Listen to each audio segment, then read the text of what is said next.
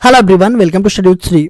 देखिए, उत्तर प्रदेश का बजट जो है कि कुछ दिन पहले पेश किया गया है। वैसे तो यूनियन बजट भी कुछ दिन पहले पेश किया गया है, बट इस वीडियो में हम बात करेंगे उत्तर प्रदेश बजट के बारे में। ठीक है, तो देखिए, जो बजट शब्द है ना, वो आम बोलचाला भाषा में हम बजट यूज करते हैं, लेकिन इसका जो कॉन्स्टिट्यूशन में जो मेंशन है वो जो है कि एनुअल फाइनेंशियल स्टेटमेंट, वार्षिक वित्तीय विवरण, ये जो है कि मेंशन है। ठीक है, लेकिन आम बोल चाल भाषा में हम क्या बोलते हैं, इसको बजट बोलते हैं।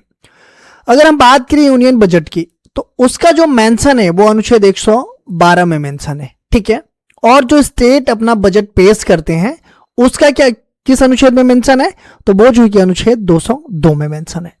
तो कुछ टाइम पहले जो उत्तर प्रदेश सरकार में वित्त मंत्री हैं सुरेश खन्ना जी, इनके द्वारा जो है कि 2026-27 का बजट पेश किया गया, और इन्हीं सब के बारे में, मतलब जो बजट में इंपॉर्टेंट चीजें हैं, ठीक है, उसके बारे में हम बात करेंगे। देखिए, अगर हम बजट की बात करें, मतलब जो एनुअल फाइनेंशियल स्टेटमेंट की हम बात करें, तो एक निश्चित अवधि, आमतौर पे मतलब देखा जाए तो एक वर्ष के लिए अनुमानित आय और व्यय का एक लेखा जोखा होता है। ठीक है, उसको हम बजट कहते हैं। ठीक ना। 11 फरवरी 2026 को उत्तर प्रदेश सरकार द्वारा 9.12 लाख करोड़ से अधिक का बजट पेश किया गया। 2029 तक उत्तर प्रदेश को 1 ट्रिलियन अमेरिकी डॉलर की अर्थव्यवस्था का टारगेट पूरा करना है। ठीक है, और जो इसका उद्देश्य है वो जो है कि शिक्षा, स्वास्थ्य, कृषि, अवसंरचना और सतत विकास पर केंद्रित है। देखिए, 11 फरवरी को उत्तर प्रदेश का बजट पेश किया गया। किसके द्वारा? तो उत्तर प्रदेश सरकार में जो वित्त मंत्री हैं सुरेश खन्ना जी, उनके द्वारा। और जो उत्तर प्रदेश सरकार का जो बजट है 2026-27 का, वो जो है कि 9.12 लाख करोड़ से अधिक है। तो ये चीजें याद रखिएगा कि जो उत्तर प्रदेश का बजट पेश किया गया वो जो है कि 9.12 लाख करोड़ से अधिक है। ठीक है, देखिए, जो बजट पेश करने का जो उद्देश्य है वो जो है कि शिक्षा, स्वास्थ्य, कृषि, अवसंरचना और सतत विकास पर यह केंद्रित है। ठीक है, तो दो चीजें याद रखिएगा। एक तो ये कि ये बजट जो है कि कितने का है, और इसका जो है कि बजट पेश करने का उद्देश्य तो हर किसी स्टेट में वही होता है कि शिक्षा, स्वास्थ्य, कृषि, अवसंरचना और सतत विकास पर यह सब केंद्रित होता है।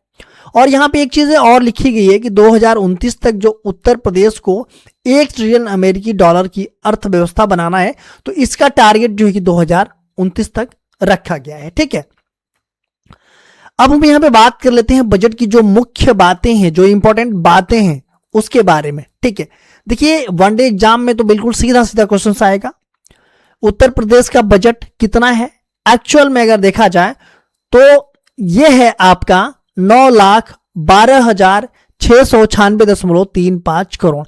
बिल्कुल ये ऐसे याद रखिएगा। ठीक है, 9,12,696.35 करोड़ जो है कि यूपी का बजट है 2026-27 का। ठीक है, पिछले वर्ष से कितना अधिक है ये, तो 12.9% अधिक है। ये भी क्वेश्चन आएगा कि जो पिछले साल का बजट पेश हुआ था उससे जो है कि इस साल के बजट कितना अधिक है, तो वो 12.9 अधिक है, और टोटल जो है कि ये बजट है। ठीक है, प्रमुख प्राथमिकताएं क्या है, तो शिक्षा पर जो है कि 12.4% आवंटन किया गया है इस बजट में। स्वास्थ्य एवं चिकित्सा सेवाओं के लिए 6% इसमें आवंटन किया गया है। कृषि और संबंधित जो सेवाएं हैं उसके लिए 9% आवंटन किया गया है। पूंजीगत व्यय के लिए 19.5% जो कि आवंटन किया गया है इस बजट में। वही हम सामाजिक क्षेत्र का विकास पे बात करें हम, तो जो शिक्षा है, जो स्वामी विवेकानंद युवा सशक्तिकरण योजना है, इसके अंतर्गत जो टैबलेट स्मार्टफोन वितरण होता है उसके लिए जो है कि यहाँ पे 2,374 करोड़ रुपए आवंटित किया गया है। स्वास्थ्य एवं चिकित्सा की हम बात करें तो चिकित्सा शिक्षा के लिए 14,997 करोड़ का प्रावधान किया गया है। उसमें जो है कि देखिए 41 मेडिकल कॉलेज, जिसमें 45 सरकारी और 36 जो है कि निजी है, और 14 नए मेडिकल कॉलेजों के लिए जो है कि 1023 करोड़ रुपया जो है कि आवंटन किया गया है। उसमें भी लखनऊ में एक कैंसर संस्थान है, उसके लिए जो है कि 315 करोड़ रुपया आवंटन किया गया है। असाध्य रोगों को मुफ्त उपचार के लिए 130 करोड़ आवंटन किया गया है। देखिए, जो असाध्य रोग होते हैं, ठीक है, ये जो है कि लाइलाज रोग होते हैं, ऐसे गंभीर बीमारियां जिनका कोई पूर्ण उपचार उपलब्ध नहीं है, उसको जो है कि असाध्य रोग या लाइलाज रोग कहते हैं। ठीक है, वही मुख्यमंत्री जन आरोग्य योजना, इसके लिए जो है कि 500 करोड़ स्वीकृति दी गई है। कन्या सुमंगला योजना 26.81 लाख से अधिक जो है कि इसके लाभार्थी हैं। जो विवाह अनुदान होता है 50,000 से 1 लाख तक का अनुदान दिया जाता है। ठीक है, मुख्यमंत्री महिला उद्यमी क्रेडिट कार्ड योजना के लिए 200 करोड़ का प्रावधान किया गया है इस बजट में। अब हम बात कर लेते हैं अवसंरचना और औद्योगिक विकास के बारे में। ठीक है, तो अवसंरचना और औद्योगिक विकास योजनाएं, ये जो है कि 27,103 करोड़। मुख्यमंत्री औद्योगिक क्षेत्र विस्तार एवं नव औद्योगिक क्षेत्र प्रोत्साहन योजना के लिए जो है कि 5,000 करोड़ रुपए आवंटित किए गए हैं। वही हम रक्षा औद्योगिक कॉरिडोर की बात करें, ये भी काफी इंपॉर्टेंट है कि रक्षा के लिए भी मतलब कितना हम खर्च कर रहे हैं, तो 200 रक्षा उद्योगों के MOU साइन किए गए हैं।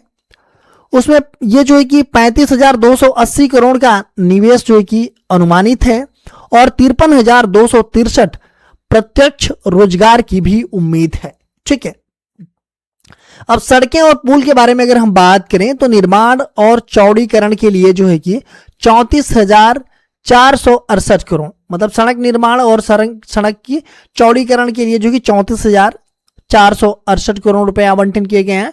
मुख्यमंत्री युवा स्वरोजगार योजना, युवाओं को आत्मनिर्भर बनाने के लिए ये है। ठीक है, इस पर भी बात की गई है यहाँ पे। अब हम बात कर लेते हैं कृषि और ग्रामीण विकास के बारे में। सौर पंप योजना, डीजल पंपों को सौर पंपों में परिवर्तित करने के लिए ये जो है कि 637.84 करोड़ रुपए आवंटन किए गए हैं। ठीक है, जो भी डीजल पंप है उसको सौर पंपों में परिवर्तित करने के लिए। किसान उत्पादन संगठन, ये संयुक्त राष्ट्र द्वारा जो है कि अंतर्राष्ट्रीय महिला किसान वर्ष 2026 के मद्देनजर पे विशेष पहल किया गया है। ठीक है, नैब किसान के सहयोग से FPO के लिए 150 करोड़ का कोष स्थापित किया गया है, और सरकार का जो योगदान है वो जो है कि 75 करोड़ है।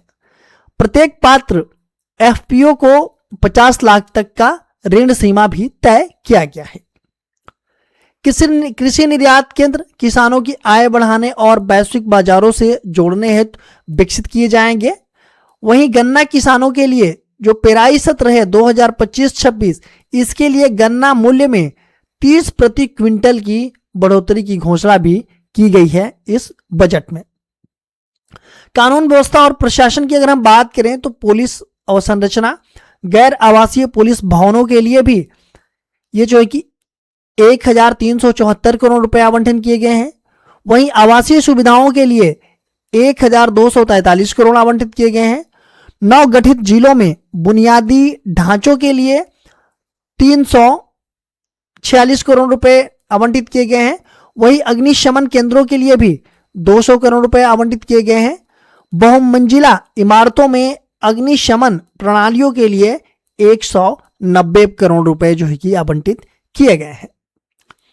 रोजगार सृजन और निवेश प्रोत्साहन की अगर हम बात करें, तो प्रत्यक्ष विदेशी निवेश जो FDI होता है, फॉर्च्यून 500 कंपनियों को प्रोत्साहन हेतु 100 करोड़ रुपए का प्रावधान किया गया है। देखिए, जो FDI होता है ना, FDI, ये जो है कि फॉरेन डायरेक्ट इन्वेस्टमेंट, ठीक है, ये एक देश बोल सकते हैं या फिर कोई एक कंपनी, मतलब एक देश की कंपनी या फिर कोई व्यक्ति द्वारा दूसरे देश के व्यवसायिक उद्यमों में किया गया दीर्घकालीन निवेश जो है कि वो FDI होता है। ठीक है, रोजगार सृजन, ये 6 करोड़ लोग गरीबी से बाहर निकले हैं। ठीक है, और बेरोजगारी दर घट करके जो है कि 2.24 हो गई है।